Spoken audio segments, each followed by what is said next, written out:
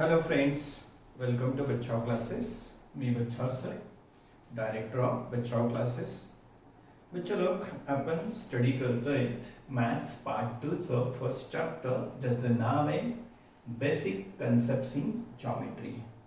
आणि माझं फेमस वाक्य आहे बच्चा लोक काय की जर तुमच्या कन्सेप्ट छान असतील तर जॉमेट्री तुम्ही एन्जॉय कराल, खूप इझी सब्जेक्ट वाटेल. आणि जर तुमच्या कन्सेप्ट्स वीक असतील तर मग जॉमेट्री सारखा डिफिकल्ट सब्जेक्ट नाही. बच्चा लोक आतापर्यंत आपण पाहिलं प्रॅक्टिस सेट 1.1 कंप्लीट केला आणि त्याच्यानंतरची आपली थेरी म्हणजेच काय कन्सेप्ट्स क्लिअर करणं चालू आहे. त्याच्यामध्ये मग आतापर्यंत पाहिलं बच्चा लोक आपण लाईन सेगमेंट पाहिलं, लाईन पाहिली, रे पाहिलं. नंतर बच्चा लोक कॉन्ग्रुएंट सेगमेंट्स आणि प्रॉपर्टीज ऑफ कॉन्ग्रुएंट सेगमेंट्स पण पाहिल्या. कोणत्या प्रॉपर्टीज होत्या कॉन्ग्रुएंट सेगमेंटच्या तर रिफ्लेक्सिव्हिटी होती, सिमेट्री होती आणि ट्रान्झिटिव्हिटी होती. या प्रॉपर्टीज इम्पॉर्टंट पण आहेत, हे पण मी तुम्हाला सांगितलं होतं. स्कूल एक्झामला त्या विचारल्या जातात. तर बच्चे लोक प्रॉपर्टीज ऑफ कॉन्ग्रुएंट सेगमेंट्समध्ये पहिली प्रॉपर्टी आहे रिफ्लेक्सिव्हिटी. तर रिफ्लेक्सिव्हिटी काय, फक्त सिंगल सेगमेंटची. Every segment is congruent to itself. Symbolic कसं लिहितो आपण, seg A B congruent seg A B. Second property आपली सिमेट्रीची, आणि सिमेट्री कशी, दोन सेगमेंटची प्रॉपर्टी आहे. If first segment is congruent to second then second segment is congruent to first. Symbolic कसं लिहायचं याला, if seg A B congruent seg C D then seg C D congruent to seg A B. Third property आहे बच्चे लोक आपली ट्रान्झिटिव्हिटीची, आणि transitivity ही property तीन सेगमेंटची. कशी लिहिली जाते, if seg A B congruent seg C D and seg CD congruent to seg EF then seg AB is congruent to seg EF. म्हणजे कसं बच्चे लोक, if first segment is congruent to second, second segment is congruent to third, then first segment is congruent to third. तर बच्चे लोक आपण properties of congruent segment पण पाहिल्या होत्या. तर आता आपण जाऊया पुढच्या कन्सेप्ट कडे, मिड पॉइंट ऑफ सेगमेंट. तर बच्चे लोक आपली पुढची कन्सेप्ट आहे mid point of a segment. Midpoint of a segment. सेगमेंटचा मिड पॉइंट. तो चलो mid point of a segment एक सिंपल कन्सेप्ट आहे. Mid point of a segment काय, एक साधीशी कन्सेप्ट आहे. समजा एखादा सेगमेंट आहे, समजा एखादा सेगमेंट आहे, समजा सेग ए बी आपल्याकडे आहे. आणि बच्चे लोक सेग ए बी आपल्याकडे आहे. थोडक्यात हे ए एम बी हे पॉइंट काय आहेत, कोलिनियर आहेत. ए एम बी हे पॉइंट्स काय आहेत, collinear. A M B collinear आहेत. आणि जर का आपल्याकडे seg A M congruent seg B M असेल, A M congruent to B M असेल, तर त्या केसमध्ये आपण एम ला काय म्हणणार आहोत बच्चे लोक, mid point of segment A B म्हणणार आहोत. मग मिड पॉइंट ऑफ सेगमेंटची डेफिनेशन कशी करायची, एक फिगर काढून घ्यायची आणि सांगायचं if A dash M dash B चा अर्थ काय झाला बच्चे लोक, M is between A and B. A M B collinear आहेत हे तर क्लिअर झालंच इथे. पुन्हा आणखीन काय, M is between A and B. if a dash m dash b and काय, तर sec am कॉन्ग्रुएंट sec कोण असला पाहिजे, mb म्हणा आणि तर bm म्हणा. and sec am congruent to sec mb म्हटलं चालेल, bm म्हटलं चालेल. and sec am congruent to sec bm then चलो दोन गोष्टी लिहिल्या आपण, एक बिटवीननेस लिहिलं, ए एम बी हे काय असले पाहिजे, कोलिनियर असले पाहिजे. M is between A and B असला पाहिजे. म्हणजे सिम्बॉलिक काय, simple A dash M dash B. And seg A M congruent seg B M ही दुसरी कंडिशन. एक हा बिटवीननेस असला पाहिजे, दुसरं सेक ए एम आणि बी एम काय असले पाहिजे, तर कॉन्ग्रुएंट असले पाहिजेत. Then M is mid point of seg A B. Then M is midpoint of segment AB. seg AB. बच्चे लोक अगदी सिंपल डेफिनेशन आहे, एग्जाम मध्ये येऊ शकते अशी डेफिनेशन आहे आणि सोपी पण आहे. बच्चे लोक, आता तुम्ही सांगा मला की कोणत्याही सेगमेंटला किती मिड पॉइंट्स असतील. एखाद्या सेगमेंटला किती मिड पॉइंट असतील. सेग ए बी तुमच्या समोर आहे, तर या सेग ए बी ला किती मिड पॉइंट असतील. तर साधीशी गोष्ट आहे, every segment has one and only one mid point. प्रत्येक सेगमेंटला किती मिड पॉइंट असतील बच्चे लोक, तर one and only one mid point असणार आहे. चला, ही झाली आपली कन्सेप्ट मिड पॉइंट ऑफ सेगमेंटची. आता पुढची कन्सेप्ट बघूया. चलो, कंपॅरिझन ऑफ टू सेगमेंट्स. दोन सेगमेंटच्या लेंथची कंपॅरिझन आहे. चलो, इफ लेंथ ऑफ सेगमेंट, दोन सेगमेंट कन्सिडर करूया. दोन सेगमेंट कन्सिडर करूया, समजा ए बी आणि P Q. If length of segment, if length of seg A B is greater than length of segment PQ, than length of segment PQ. If length of segment AB is greater than length of segment PQ, then it is written as, तर त्याला आपण कसं लिहूया, then it is written as, कोण seg A B is greater आहे, length of segment A B greater आहे, तर आपण असं लिहिणार बच्चे लोक, seg A B greater than seg P Q. Seg A B ची लेंथ जर जास्त आहे, if length of segment A B is greater, मग कसं लिहिता येईल, seg A B greater than seg P Q. तर बच्चे लोक, जस्ट ही काय असते, कंपॅरिझन असते. Comparison of two segments. कोणाची लेंथ जास्त असेल तर आपण त्यांना कसं लिहू शकतो, सेग A B greater than seg P Q. Comparison बच्चे लोक कशावर डिपेंड करते, तर कंपॅरिझन डिपेंड करते दोन सेगमेंटच्या लेंथ्सवर. चला बच्चे लोक, ही झाली कंपॅरिझन ऑफ टू सेगमेंट्स. बघूया पुढची कन्सेप्ट. बच्चे लोक, पुढची कन्सेप्ट आहे perpendicularity of segments or rays. Perpendicularity of segments or rays. दोन सेगमेंट केव्हा परपेंडिक्युलर असतात, किंवा दोन रेज केव्हा परपेंडिक्युलर असतात, किंवा एक सेगमेंट आणि एक रे केव्हा परपेंडिक्युलर असेल. तर बघा बच्चे लोक, परपेंडिक्युलॅरिटी ऑफ सेगमेंट्स. समजा ही एक लाईन आहे, सपोज दिस इज लाईन, तिचं नाव मी समजा लाईन एल घेतो. आणि बच्चे लोक, ही सेकंड लाईन आहे, ही सेकंड लाईन आहे. चला, हिलाही काहीतरी नाव द्या, suppose it is line N. आणि बच्चे लोक, या लाईन्सवर आपण काही पॉइंट घेऊया. समजा line L is perpendicular to line N. Suppose this point is O. इथे पॉइंट ए आहे, इथे पॉइंट बी आहे, समजा इथे पॉइंट बच्चे लोक पी आहे, इथे पॉइंट क्यू आहे. बच्चे लोक, if line L is perpendicular, हा perpendicular चा symbol. If line L is perpendicular to line M, चलो जर लाइन L आणि N काय, N म्हटलंय आपण, if line L is perpendicular to line L, line L आणि N perpendicular आहेत, तर याचा अर्थ चलो खूप वास्ट आहे, मोठा आहे. याचा अर्थ खूप मोठा आहे. मग इथे तुम्हाला जे सेगमेंट दिसतील तेही परपेंडिक्युलर एकमेकांना, म्हणजेच काय, P Q perpendicular to A B म्हणता येईल.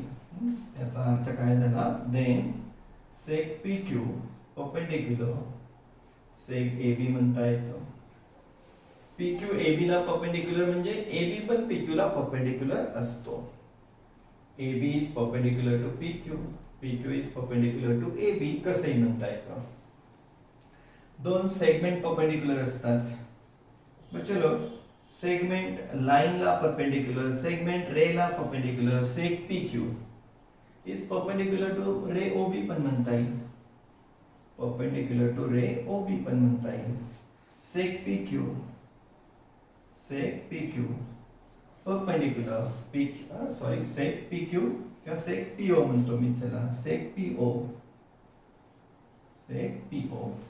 परपेंडिक्युलर टू रे ओ ए पण म्हणता येईल, परपेंडिक्युलर टू रे ओ ए पण म्हणता येईल. बघा चलो काय काय मिनिंग निघतात, भरपूर मिनिंग निघतील. Seg P Q perpendicular seg A B, P Q हा सेक ए बी ला परपेंडिक्युलर आहे, पी क्यू हा सेक पी क्यू हा रे ओ बी ला परपेंडिक्युलर, पी क्यू हा रे ओ ए ला परपेंडिक्युलर, पी ओ हा रे ओ ए ला परपेंडिक्युलर, पी ओ हा सेक पी ओ हा रे ओ बी ला परपेंडिक्युलर. पुन्हा चलो भरपूर रे ओ पी हा रे ओ बी ला परपेंडिक्युलर, रे ओ पी हा रे ओ ए ला परपेंडिक्युलर, रे ओ क्यू हा रे ओ ए ला परपेंडिक्युलर. तर बच्चो इथे मिनिंग खूप असतात, इथे मिनिंग्स खूप असतात.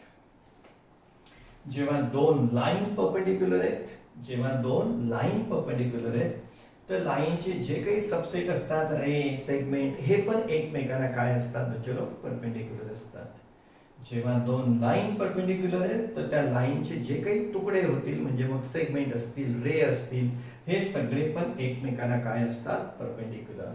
इथे line L perpendicular to line N, याचा अर्थ सेक ओ पी परपेंडिक्युलर सेक ओ बी पण आहे, सेक ओ पी परपेंडिक्युलर सेक ओ ए पण आहे, रे ओ पी परपेंडिक्युलर रे ओ बी पण आहे, रे ओ ए परपेंडिक्युलर रे ओ क्यू पण आहे. तर बच्चो इथे मिनिंग काय असतात, खूप असतात, भरपूर वास्ट मिनिंग असतात. परपेंडिक्युलॅरिटी ऑफ सेगमेंट्स ऑर रेज, सेगमेंटची परपेंडिक्युलॅरिटी किंवा रेजची परपेंडिक्युलॅरिटी जर का सेगमेंट आणि रेजला समाविष्ट करणाऱ्या धारण करणाऱ्या लाईन जर परपेंडिक्युलर असतील तर मग आपोआपच बच्चो ते सेगमेंट आणि रेज काय असतात परपेंडिक्युलर असतात. तर काही नाही बच्चो डोक्यात एवढंच ठेवा, दोन लाईन परपेंडिक्युलर याचा अर्थ तिथे सगळे सेगमेंट एकमेकांना परपेंडिक्युलर, रे एकमेकाला परपेंडिक्युलर, सेगमेंट रेला परपेंडिक्युलर, रे सेगमेंटला परपेंडिक्युलर, असं पुष्कळ मिनिंग आपल्याला घेता येतात. तर बच्चो हे झालं परपेंडिक्युलॅरिटी ऑफ सेगमेंट्स ऑर रेज. चला बघूया पुढची कन्सेप्ट. बच्चो पुढची कन्सेप्ट आहे distance of a point from a line. Distance of a point, एखाद्या पॉइंटचं डिस्टन्स कुठून, फ्रॉम अ लाईन. बच्चो बघा समजा ही एखादी लाईन आहे आणि आपल्याला एक पॉइंट दिलेला आहे, समजा इथे कुठेतरी पॉइंट पी आहे, ही लाईन एल आहे.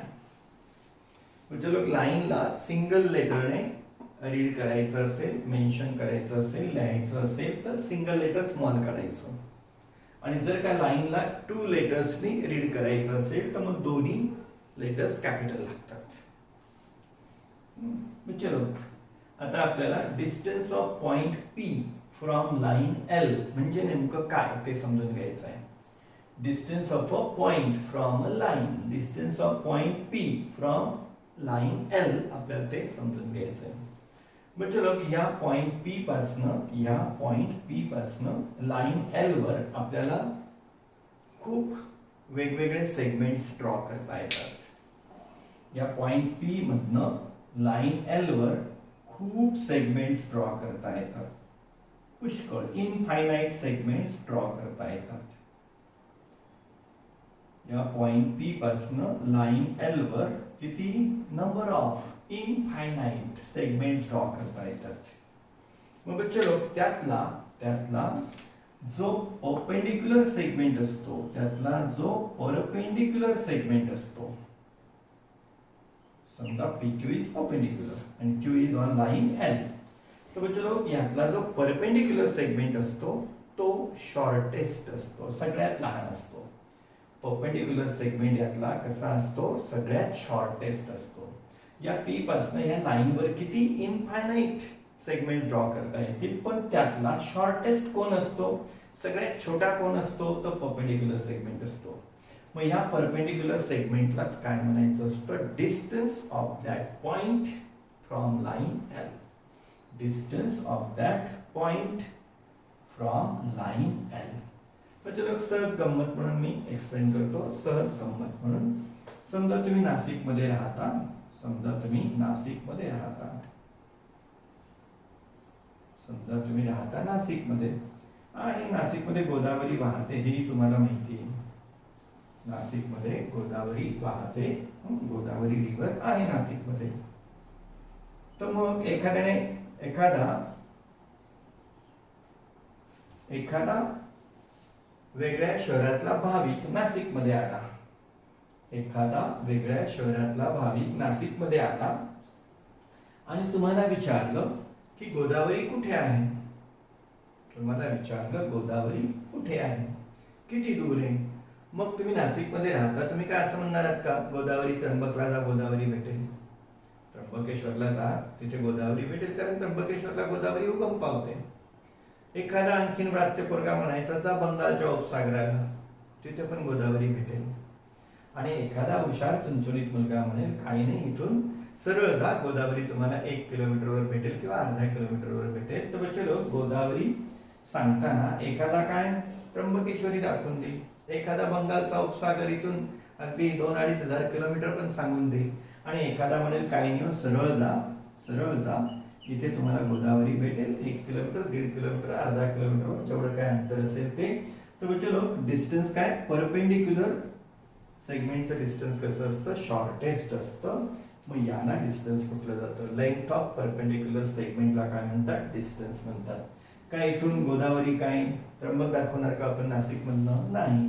काही बंगालचा उपसागर दाखवणार का, तर नाही. तर त्यासाठी बच्चे परपेंडिक्युलर काढावा लागतो. आणि परपेंडिक्युलर सेगमेंट कसा असतो, तर शॉर्टेस्ट असतो. या सगळ्या सेगमेंट्स मध्ये तो काय असतो, शॉर्टेस्ट असतो. त्यालाच काय म्हणायचं, आपल्याला डिस्टन्स म्हणायचं आहे. तर बच्चे इथे आपल्या प्रॅक्टिस सेट 1.1 नंतर आलेल्या सगळ्या कन्सेप्ट आपल्या स्टडी करून झालेल्या आहेत. आता पुढे आहे प्रॅक्टिस सेट 1.2. तर चला सॉल्व करूया प्रॅक्टिस सेटला. चलो प्रॅक्टिस सेट 1.2 मधला फर्स्ट क्वेश्चन आहे. The following table shows points on a number line. Following table shows points on a number line and their coordinates. Points कोणते आहेत बच्चे लोक, तर A, B, C, D, E हे काय आहेत, पॉइंट्स आहेत. आणि हे -3, 5, 2, -7, 9 हे काय त्यांचे कोऑर्डिनेट्स आहेत. Decide whether the pair of segments given below the table are congruent or not. Decide, ठरवा काय, whether the pair of segments given below the table are congruent or not. हे जे खाली pair of segments आहेत हे congruent आहेत की नाही ते आपल्याला ठरवायचं आहे. बच्चो पेअर ऑफ सेगमेंट्स, इथे पण पेअर म्हणजे काय, जोडी. इथे सेग डी आणि सेग ए बी ची पेअर आहे, इथे सेग बी सी आणि सेग ए डी ची पेअर आहे, सेग बी आणि सेग ए डी ची पेअर आहे. तर बच्चो आपल्याला काय, तर हे सेगमेंट्स कॉन्ग्रुएंट आहेत का हे ठरवायचं आहे. आपण कॉन्ग्रुएंट सेगमेंटची डेफिनेशन पाहिली आहे. If length of two segments is equal, if length of two segments is equal, then the segments are congruent. मग त्यामुळे बच्चो आपल्याला सेग डी आणि सेग ए बी कॉन्ग्रुएंट आहेत की नाही त्यासाठी त्यांची लेंथ शोधावी लागेल. लेंथ म्हणजेच डिस्टन्स. डिस्टन्स कसं काढतो आपण, greater coordinate minus smaller coordinate. त्यामुळे बच्चो यांना हे सेगमेंट्स कॉन्ग्रुएंट आहेत की नाही हे ठरवताना पहिल्यांदा त्यांची लेंथ काढूया आणि लेंथ पाहून मग ते कॉन्ग्रुएंट आहेत की नाही ते ठरवूया. तर चला चलो पहिला सब क्वेश्चन घेऊया. सोल्युशन पहिल्याचं, सेग डीई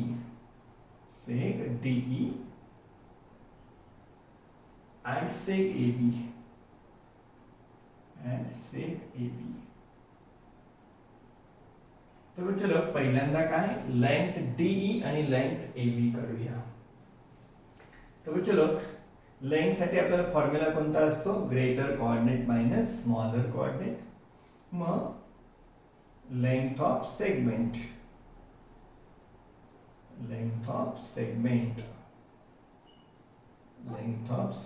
कसं काढायचं असतं आपल्याला, length of segment greater coordinate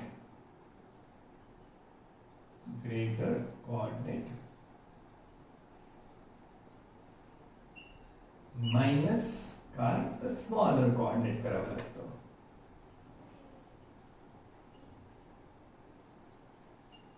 कोणत्याही सेगमेंटची लेंथ काढण्यासाठी काय करावं लागेल? Greater coordinate minus smaller coordinate. चला मी पहिल्यांदा लेंथ डीई काढतो, नंतर काढूया लेंथ AB. दोन्ही सेगमेंटची काय करूया? लेंथ फाइंड करूया.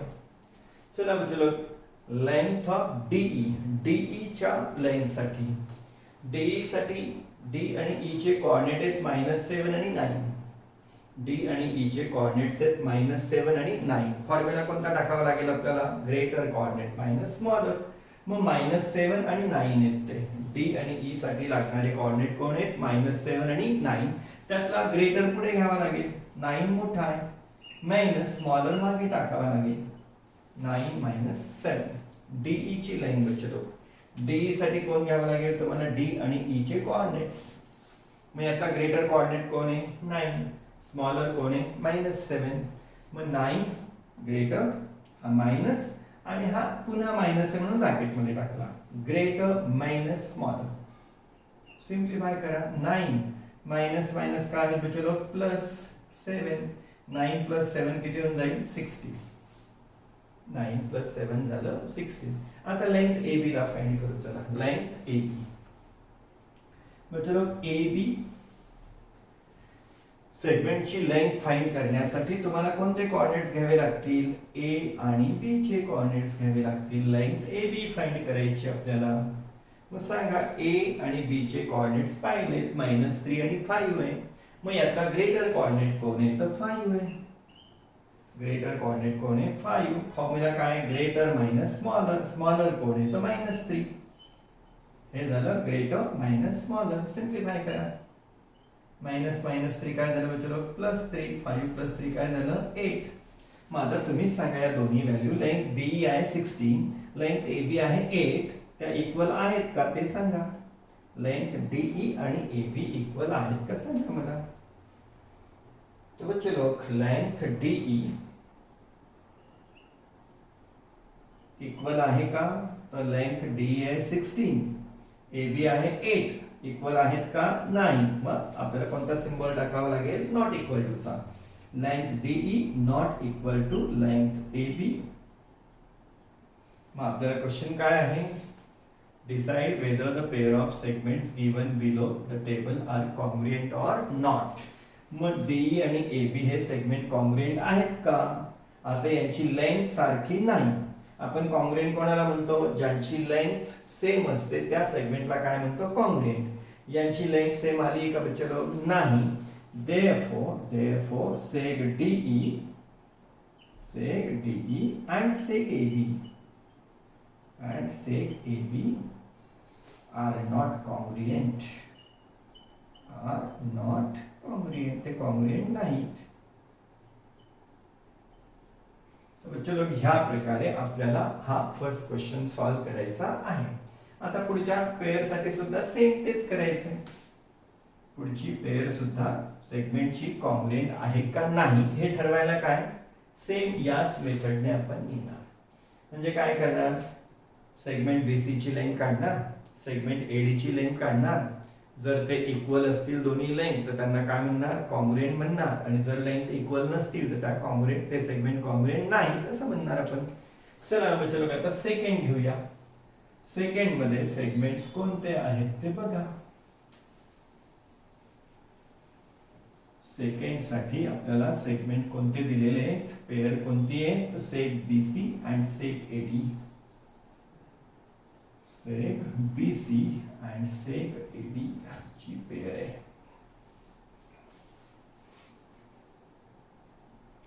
चलो सेकंड पेअर कोणती आहे? सेग BC आणि सेग AD. सेग BC and सेग AD. पुन्हा मग लेंथ ऑफ सेगमेंट कशी काढणार आहेत आपण? Greater coordinate minus smaller coordinate करून. Length of segment greater coordinate minus smaller. आता कोणकोणत्या लेंथ लागणार आहेत आपल्याला बच्चो? तर लेंथ BC लागेल. आणखीन काय फाइंड करणार आहेत आपण? लेंथ AD फाइंड करणार आहोत. चला लेंथ BC साठी B आणि C चे कोऑर्डिनेट्स. लेंथ BC साठी B आणि C चे कोऑर्डिनेट्स. B आणि C चे कोऑर्डिनेट बघा कोण आहेत? 5 आणि 2. त्यातला ग्रेटर कोऑर्डिनेट कोण आहे 5 मायनस स्मॉलर कोऑर्डिनेट कोण आहे 2. डिस्टन्स किती झालं बच्चे लोक ते 3. डिस्टन्स म्हणजेच लेंथ किती झाली 3. आता लेंथ एडी काढूया. लेंथ एडी बच्चे लोक एडी ची लेंथ काढण्यासाठी आपल्याला कोण लागेल ए आणि डी लागेल. हा इथं ए हा इथं डी. मग एडी -3 आणि -7 आहेत. मग बच्चे लोक दोघं कोऑर्डिनेट काय आहेत आता निगेटिव्ह आहेत. दोघं कोऑर्डिनेट आहेत निगेटिव्ह. मग निगेटिव्ह मध्ये मोठा कोण असतो जो दिसायला छोटा असतो तो मोठा असतो. त्यामुळे लेंथ एडी काढताना आपल्याला ग्रेटर कोऑर्डिनेट कोण घ्यावा लागेल बच्चे लोक -3 मायनस स्मॉलर कोऑर्डिनेट कोण घ्यावा लागेल ए आणि डी मधला -3 स्मॉलर -7 काय सॉरी -3 ग्रेटर -7 काय राहील स्मॉलर. एडी डिस्टन्स आपण फाइंड करतोय एडी ला. मग कोऑर्डिनेट्स कोणते यूज करायचे -3 आणि -7. यातला ग्रेटर कोण घ्यावा लागेल -3 स्मॉलर कोण घ्यावा लागेल -7. भले हा दिसायला मोठा आहे हा दिसायला छोटा आहे पण दोघं निगेटिव्ह असतील तर ते रिलेशन कसं असतं उलट असतं. दोघं निगेटिव्ह आल्यामुळे जो छोटा दिसतोय तो वास्तवात काय असतो मोठा असतो. चला सिंप्लिफाय करा. -3 मायनस मायनस काय होऊन जाईल चलो प्लस आणि -3 प्लस 7 एक व्हॅल्यू मायनस आहे एक व्हॅल्यू प्लस आहे तर सबट्रॅक्शन होते. जरी इथे प्लस दिसलं तरी 3 + 7 10 नाही होत.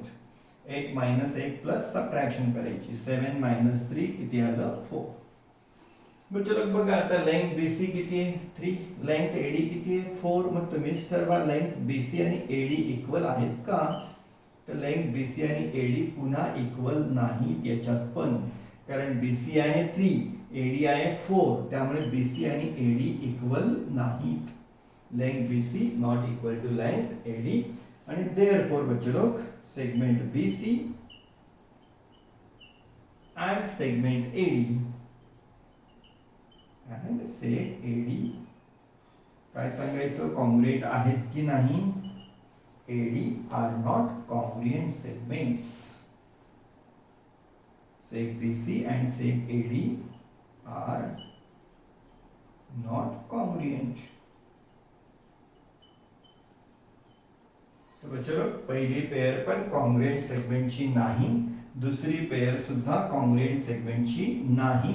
चला तिसरी पेयर तरी कॉन्ग्रुएंट सेगमेंटची आहे का तर चेक करूया. तिसऱ्या पेयर साठी सुद्धा विचारू सेम हेच टेक्निक मध्ये कोणता चेंज नाही. सेम आन्सर याच पद्धतीने काढायचं आपल्याला.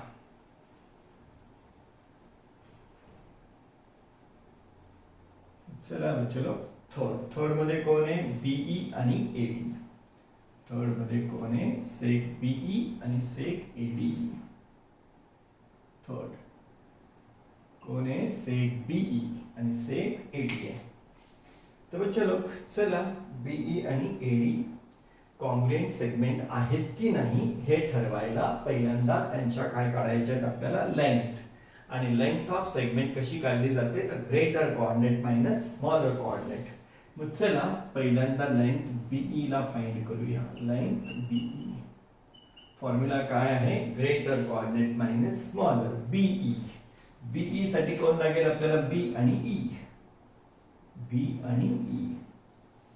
B चा कोऑर्डिनेट आहे 5 E चा कोऑर्डिनेट आहे 9 दोघं पॉझिटिव्ह आहेत. मग सांगा कोणता ग्रेटर आहे तर 9 ग्रेटर आहे मायनस स्मॉलर कोऑर्डिनेट कोण आहे तर 5 आहे. Greater coordinate minus smaller coordinates आहेत 9 आणि 5 मग 9 - 5 तर बघलो किती आली मग लेंथ B किती येते तर 4 येते. B ला कोणासोबत कंपेअर करायचं आपल्याला तर AD सोबत. मग लेंथ AD आता फाइंड करू. लेंथ AD तर चलो लेंथ AD साठी आपल्याला काय लागतील A आणि D चे कोऑर्डिनेट्स लागतील. AD साठी आता कोऑर्डिनेट्स कोणते लागतील A आणि D. हा इथं A हा इथं D. एक आहे -3 एक आहे -7 दोघं मायनस आहेत त्यामुळे जो छोटा दिसतो तो मोठा आहे. -3 -7 चलो ग्रेटर कोऑर्डिनेट मायनस स्मॉलर. आता इथे या दोघांमध्ये दिसायला मोठा कोण आहे हा पण दोघं मायनस आल्यामुळे जो मोठा दिसतो तो काय असतो छोटा, जो छोटा दिसतो तो काय असतो मोठा. Greater minus smaller. चला याला सिम्प्लिफाय करा.